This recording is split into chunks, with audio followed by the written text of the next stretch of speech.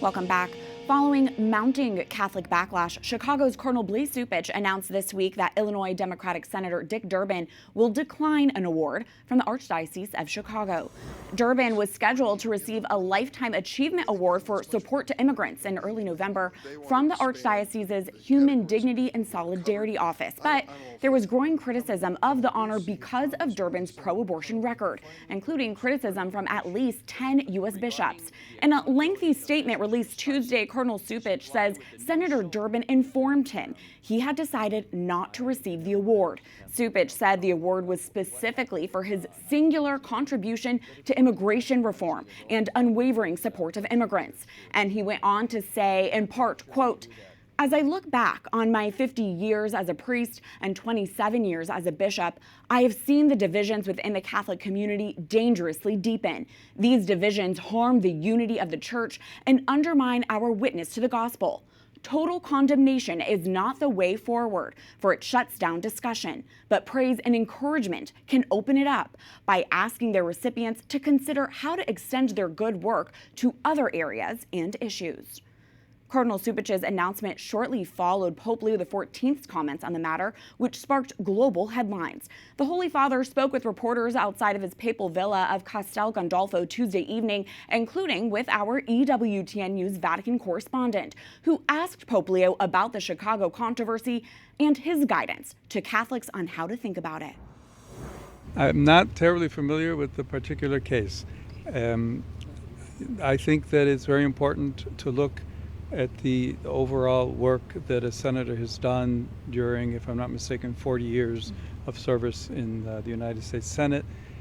I understand the difficulty and the tensions, but I think, as I myself have spoken in the past, it's important to look at many issues that are related to what is the teaching of the Church. Someone who says I'm against abortion but says I'm in favor of the death penalty is not really pro-life. So someone who says that I'm against abortion, but I'm in agreement with the inhuman treatment of immigrants who are in the United States, I don't know if that's pro-life. So they're very complex issues. I don't know if anyone has all the truth on them, but I would ask first and foremost that there be greater respect for one another and that we search together both as human beings, in that case as American citizens or citizens of the state of Illinois, as well as Catholics, to say we need to really look closely at all of these ethical issues and to find the way forward as Church. The Church teaching on each one of those issues is very clear. Pope Leo himself is a Chicago native and former Illinois resident. Our senior Vatican analyst says the Pope's comments hit on an ongoing dispute among U.S. bishops on whether abortion should be the preeminent priority of their public policy agenda. He went out of his way to criticize people who are, for example, against abortion but in favor of the death penalty, or against abortion and not for helping migrants. He didn't say that he was so much worried about people who are for helping migrants or against the death penalty, but who are permissive on abortion. I think it's a strong statement that he thinks, yes, abortion, bad, terrible, but we really need to also give a heavy emphasis to the rights of migrants and the death penalty, for example. He brought that up. Upon hearing the Pope's comments, Senator Durbin told NBC News he was, quote, overwhelmed by what he saw as support from the Holy Father, but he said it did not make him rethink his decision to decline the award. To help us break down the latest in this ongoing and now global news story, we are joined by two leading Catholic voices right here in our Washington, D.C. studio. Mary FioRito is an attorney and one of the nation's leading Catholic voices on the life issue. Currently the Cardinal Francis George Fellow at the Ethics and Public Policy Center, Mary was selected by the late Cardinal Joseph Bernardine to lead the Archdiocese of Chicago's Respect Life office, where she went on to hold several leading roles in the church, including having served as the executive assistant to the late Cardinal Francis George. And Dr. Matthew Bunson is the vice president and editorial director of EWTN News, a Catholic theologian and historian. Matthew is a veteran Catholic journalist and the author of the first English language biography of Pope Leo XIV, Pope Leo, Portrait of the First American Pope. Thank you both for being here. This news story is causing quite the reaction. So first things first, What did you both make of what Pope Leo XIV had to say? How did you interpret it? Matthew, is he equating the evil of abortion with the death penalty and care for the migrant? Yeah, well, I think he's not demoting abortion, contrary to what we're seeing in a lot of the spin, certainly in secular media. This is not, in fact, the first time that he has addressed these issues and in this way. This is actually the third time he has done so in the last several years. Before he was elected Pope as Cardinal Prevost, he gave a speech in Chiclayo in Peru in 2023, addressing the idea of basically what he just talked about, looking at the totality of how we consider ourselves to be pro-life. He finished that speech, however, very significantly by reminding everyone that there are different levels of church teaching, that there is a hierarchy of moral questions that we face. Right after his election as Pope, barely 8 days after, he spoke with ambassadors of the Holy See. He used exactly the same language in terms that no one is exempt from defending life, but defending it in all of the dignity of the human person in all of the different ways that we can. So again, he goes back to clarifying right at the very end. He even did in this speech, in his answer to our questions, talking about church teaching is very clear here. Yeah, exactly. He ended it on that note. Mary, your thoughts? I think he was trying to give a message that really speaks to the depth of the church's teaching on life issues, and not to sort of pigeonhole it into just abortion only. And certainly we see that in Evangelium Vitae, St. John Paul II's beautiful document that gives us guidance, where you had a number of different life issues that were linked.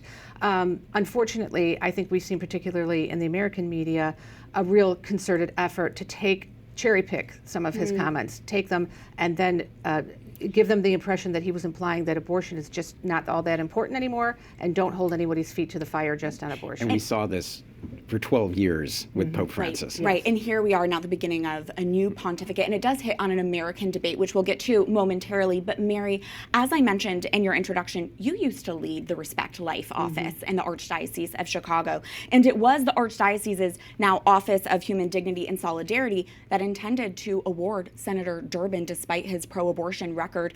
In his statement, I want to pull this up for our viewers, Cardinal Cupich said, "The tragic reality in our nation today is that there are essentially no Catholic public officials who consistently pursue the essential elements of Catholic social teaching because our party system will not permit them to do so." Mary, can you shed some insight from when you worked for the church in Chicago? How did you discern these matters and whether or not to publicly engage with Catholic politicians? Well, we had a long-standing policy on what would be honors and awards, and also public speaking. So, so for example, if a politician wanted to come to a parish and speak on a particular issue, and he or she had a very bad track record on abortion, generally we would say, if there's going to be an open forum where questions can be asked, and there is real dialogue, or it's a debate-like format where you would have someone representing the church's point of view, and then the politician can express their point of view. And that would also then, of course, give constituents the ability to say, hey, I like what you're doing here, but boy, your position on abortion is really a problem. So at the time, of course, too, Roe versus Wade was still in effect, so there was very little until Planned Parenthood versus Casey came out that you could do at the state and local level anyway with abortion. So, you know, we had a parental notice law in Illinois that was very strong, and unfortunately, Governor Pritzker repealed that, and so now, you know, you have unlimited abortions for minors without their parents knowing. But, you know, back then, the constraints were much different. And it was a different discernment you had to do. Correct, And it was a different moment in the pro-life very different movement, political, too. right, exactly. Matthew, when the late Pope Francis would weigh in on U.S. political issues, many people would brush his comments aside and say, well, he doesn't understand American political dynamics. But Pope Leo is the first U.S.-born Pope. He does have a certain understanding and insight there. And these comments hit on something that is very hotly debated right now, and we've already alluded to that. Can you provide even more background and context on how the Pope's comments hit on the debate bishops are having? Yeah, that's right. And Pope Leo is very clear that he is aware of the fact that he is the first U.S.-born Pope. He talked about it in his sit-down interview that was recently published. One of the things that I think has happened here, and we have seen it from the very beginning of Pope Leo's pontificate, and that is his stress on unity. To borrow the colloquialism, he is trying to bring down the temperature a bit. So here we have him suddenly facing what was starting off as a local controversy in giving an award to a pro-abortion politician that understandably exploded onto the national scene, given where we are politically, but also given where we are in some cases among the bishops themselves who are divided on how to approach some of these issues. Pope Leo, in his answer to us, talks about the fact that he wants to have all of us coming together, working together as we try to discern how we deal with these ethical issues. The stress on unity, I think, is at the heart of what he's trying to accomplish, and he has talked unity from the day of his election.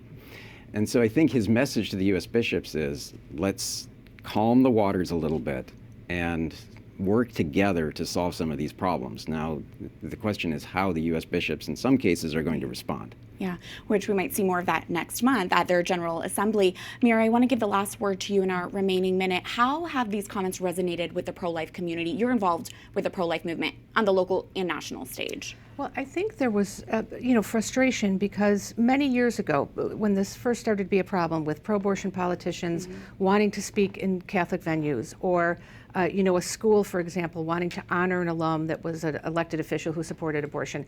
That's when the Bishops' Conference nationally and also at the Archdiocese of Chicago locally developed clear, distinct policies that gave guidance and guidelines, right? So if someone has been casting votes consistently, has been very vocal on the abortion issue, and opposes the Church's fundamental moral teaching, we really shouldn't be giving that person platforms, honors, or awards. So I think everyone was just very frustrated because we've been through all of this before, and there are the policies, and for the most part, schools and parishes and other institutions have abided by them. So all of a sudden, this sort of came out of the blue. I think it surprised a lot of people. A lot of people were very hurt because Senator Durbin has been so extreme on the abortion issue. I mean, there's sort of general pro-life politicians, and then there's pro-choice politicians, and then there's Senator Durbin. I mean, he voted against life-saving care for babies who survive abortions. He supported partial birth abortions, late-term abortions, really out there, even for a pro-choice politician of long standing. And Bishop Paprocki is the bishop of his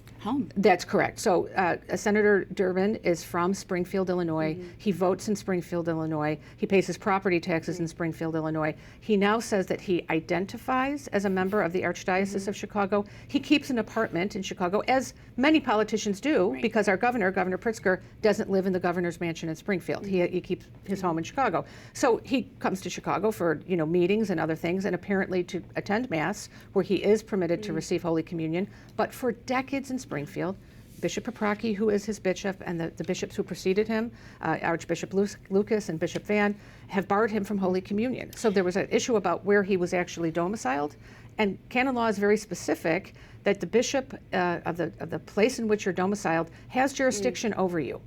We'll have to leave it right there, unfortunately. Mary and Matthew, so grateful for both of your insights. Thank you. Thank you for having me. Thank you.